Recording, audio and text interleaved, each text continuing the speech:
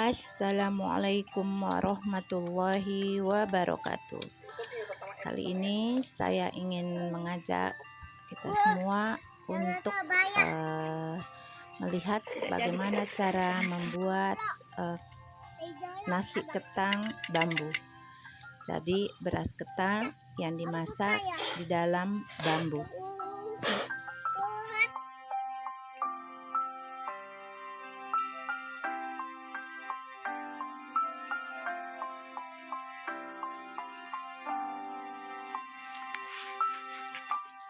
Ya, jadi beras ketan ini dimasak di dalam bambu, kemudian dihidangkan, dibelah dulu, baru potong-potong.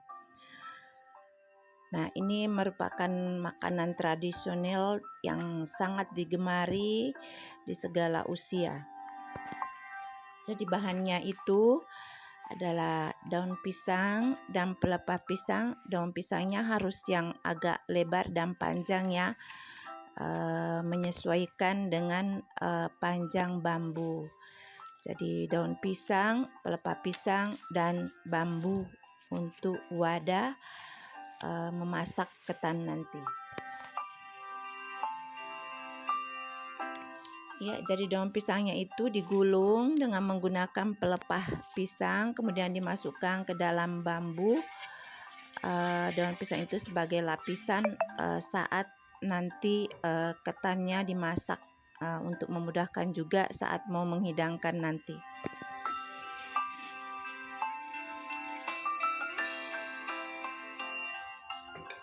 Bahan lainnya itu adalah santan yang kita ambil dari perasan kelapa parut, kemudian pastinya beras ketan yang sebelumnya kita rendam sekitar 2-3 jam terlebih dahulu.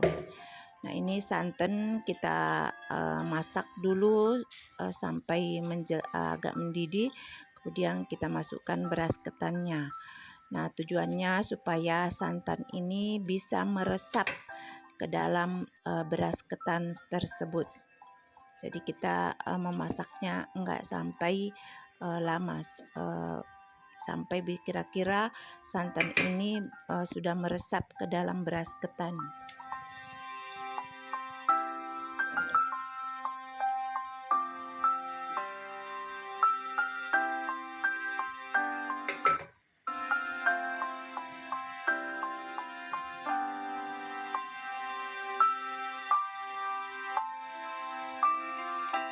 Ya, kita selama menunggu proses ini kita harus tetap mengaduk supaya santan tidak pecah, karena ini dimasak di atas api yang cukup besar supaya cepat proses penyerapan santan ke dalam beras ketan.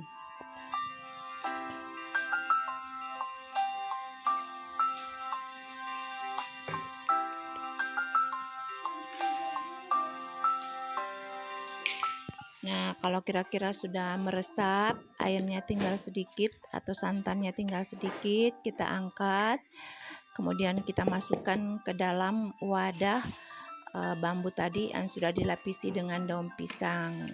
Jadi masukkan pakai sendok sambil dihentak-hentakkan supaya beras ketan ini bisa padat di dalam bambu tersebut.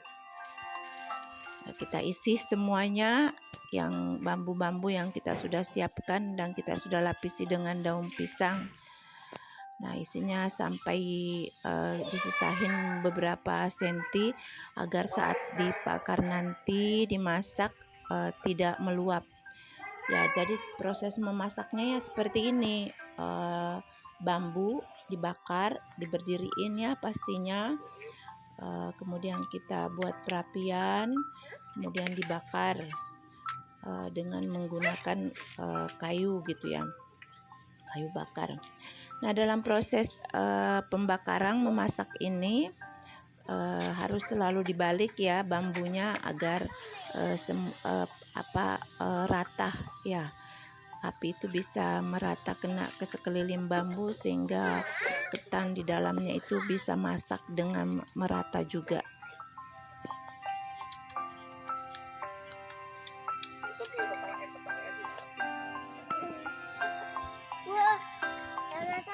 Jadi nasi bambu ini, atau ada juga yang memberi nama lemang gitu ya. Ini sangat enak sekali dikonsumsi, dengan serondeng juga enak, dengan ketan juga enak gitu ya.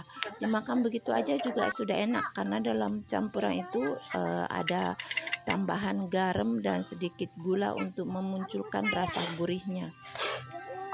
Nah, itu lihat, kita memasaknya sampai santannya meluap-luap ya, karena kepenuhan gitu. Nah, kalau sudah kira-kira sudah mateng, kita matikan apinya.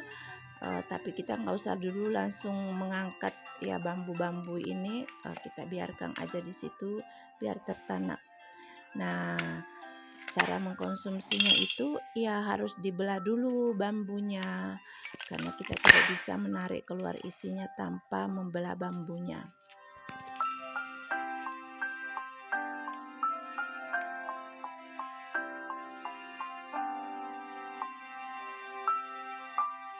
Nah, kita keluarin ya bambu ini, ya ketan yang dalam bambu ini, kemudian kita potong sesuai ukuran yang kira-kira kita inginkan.